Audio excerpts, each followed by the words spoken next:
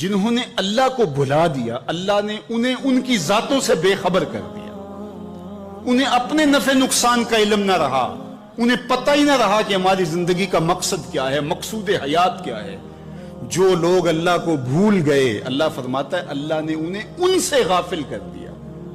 اللہ جب کسی سے ناراض ہوتا ہے تو ہدایت چھین لیتا ہے، اسی لیے ہمیں ہر روز ہر نماز کی ہر رکعت میں ہدایت مانگنی ہوتی ہے۔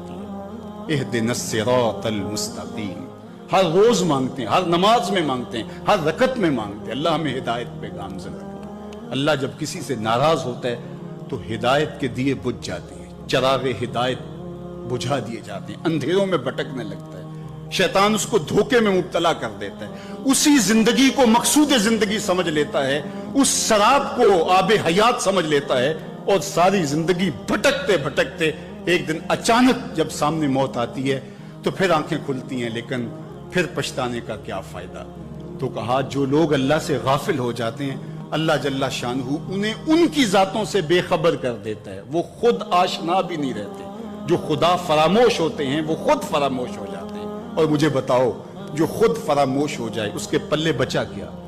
اقبال نے کہا تھا نا، اپنے من میں ڈوب کر پاجا سراغ زندگی، تو میرا نہیں بنتا تو نہ بن، اپنا تو بن۔ اور جو اپنا بھی نہ ہو، جس کو یہ بھی نہ پتا ہو کہ میں ہوں کون، میں کہاں ہوں، میرا مقصد زندگی کیا ہے، مقصد حیات کیا ہے، کھانا پینا اور لذتوں کا حصول، یہ تو چوپائے بھی کرتے ہیں، تو اشرف المخلوقات کاہے کاہے۔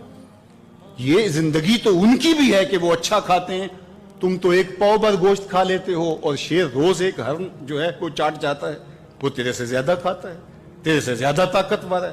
ہاتھی کا جسم تیرے سے کہیں بڑا ہے، پرندے ہواؤں میں اڑتے ہیں، مچھلی پانی کی تہوں میں اتر جاتی ہیں، عقاب کی نظروں اور بلندی پرواز کی دیکھنے والی ہوتی ہے، کرگس کہاں سے کہاں تک سونگ لیتی ہے، ان کی قوت شامہ تیرے سے بڑی ہے، لیکن اس کے باوجود بھی افضل تو، اشرف بھی تو، اور اللہ نے اپنی نیابت کا تاج تیرے سر پہ رکھا ہے۔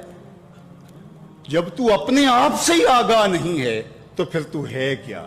تو راز کن فقاں ہے، اپنی آنکھوں پر عیاں ہو جا، خودی کا رازداں ہو جا، خدا کا ترجمہ ہو جا، خودی میں ڈوب جا غافل، یہ سر زندگانی ہے، نکل کر حلقۂ شام و سحر سے جاوداں ہو جا، مسافے زندگی میں سیرت فولاد پیدا کر، شبستان محبت میں حریر و پرنیاں ہو جا، گزر جا بن کے سیل تند رو کوہ و بیاباں سے، گلستاں راہ میں آئے تو جوئے نغمہ خاں ہو جا، تیرے علم و محبت کی نہیں ہے انتہا کوئی، نہیں ہے تجھ سے بڑھ کر ساز فطرت میں نوا کو، تو تو مقصود ہے، تو تو مسجود الملائک ہے، فرشتوں کی پیشانی تیرے حضور جھکی ہے، تو اپنے آپ سے آشنا ہی نہیں ہے، تجھے پتہ ہی نہیں کہ تو کون ہے، تجھے آگہی نہیں رہی کہ تو ہے کون، تیری ذات کیا ہے، فرشتے سلامیاں دیں، فرشتوں کی پیشانیاں جھکیں، تو دیکھ تو کھڑا کہاں ہے، کانپتا ہے دل تیرا، اندیشہ طوفان سے کیا، ناخدا تو، بحر تو، کشتی بھی تو، ساحل بھی تو،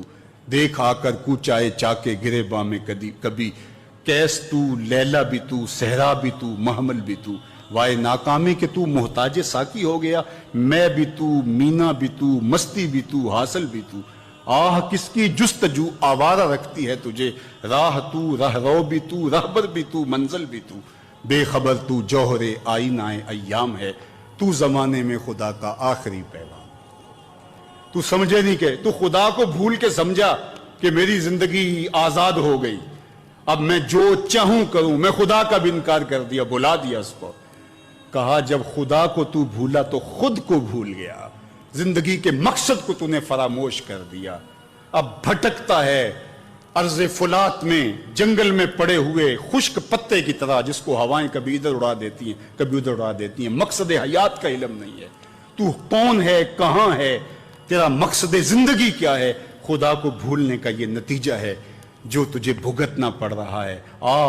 خدا آشنا ہو جا، خود آشنا ہو جائے گا، تجھے ذات سے آگہی ہو جائے گی، من کا شعور مل جائے گا، تجھے پتا چلے گا کہ میں کون ہوں، میری زندگی کا مقصد مقصود کیا ہے۔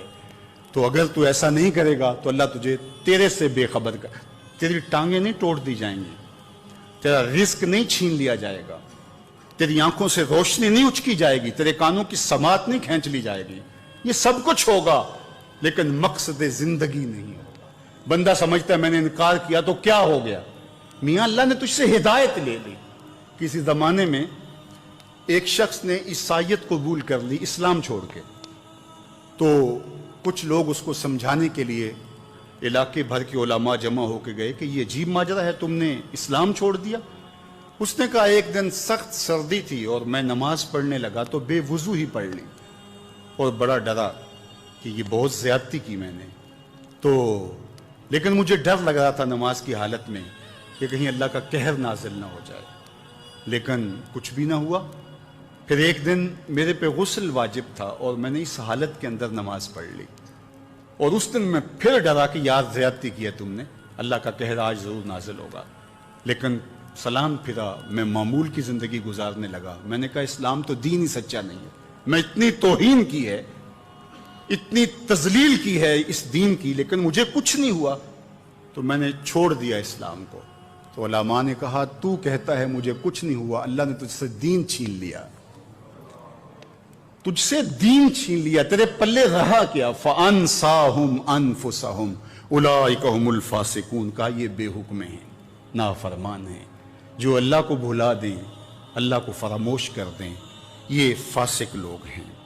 لا يستوی اصحاب النار واصحاب الجنہ، اہل جنت اور اہل دوزخ برابر نہیں ہو سکتے. ایسا نہیں ہوگا کہ ایک ساری زندگی بدکاریوں میں گزارے اور ایک نیکوکار اللہ کی رضا کی سائے میں زندگی بسر کرے اور قیامت کے دن ایک جگہ کھڑے کر دیے جائیں. ایسے نہیں ہوگا. افنجعل المسلمین کالمجرمین، اللہ فرماتا ہے ہم ماننے والوں کو اور مجرموں کو کیا ایک جیسا کریں گے؟ ایسا نہیں ہوگا. اللہ تعالیٰ جل شانہ انصاف بھی کرے گا. ہاں، جس کو 33% نمبر دے کے پاس کیا جاتا ہے اس کی پوزیشن نہیں ہوتی، اس کو پاس ضرور کر دیا جاتا ہے، چلو اس کو سٹار لگا کے پاس کر دو. پوزیشن انہی کی ہوتی ہے جنہوں نے محنت کی ہوتی ہے، رت جگہ کاٹے ہوتے ہیں. تو کہا مجرم اور ماننے والے برابر نہیں ہوں گے. تو فرمایا کہ وہ بے حکمے ہیں جو اللہ کے حکموں کو توڑتے ہیں، اس کے احکام کی جو ہے وہ توہین کرتے ہیں. تو جنت والے اور دوزخ والے برابر نہیں ہو سکتے. جنت والے جنت کے مزے لیں گے اور جہنم والے جہنم کی جلستی آگ میں ایک ذلت کی زندگی کاٹیں گے. موت بھی نہیں ہوگی وہاں. اللہ تعالیٰ جل شانہ قیامت کے میدان میں موت کو مینڈے کی شکل میں ظاہر کرے گا. کہتے ہیں جنت میں جا کے جنتیوں کے سینے میں ایک ہی خدشہ ہوگا، کھٹکا ہوگا، کہیں موت نہ آ جائے اور یہ نعمتیں چھن نہ جائیں. اور جو جہنمی ہے ان کے سینے میں ایک ہی امید کا چراغ روشن ہوگا، کبھی موت آ گئی تو مر جائیں، جان چھوٹ جائے. پھر مینڈے کی شکل میں روایت میں آتا ہے کہ موت کو لایا جائے گا. جنتی جنت سے، جہنمی جہنم سے گردنیں نکال کے اس منظر کو دیکھ رہے ہوں گے. پھر موت کو ذبح کر دیا جائے گا. جنتی اتنے خوش ہوں گے کہ اگر موت کو موت نہ آئی ہوتی تو یہ خوشی سے مر جاتے، اور جہنمی اتنے افسردہ اور دکھی ہوں گے کہ اگر موت کو موت نہ آئی ہوتی تو یہ صدمے سے مر جاتے.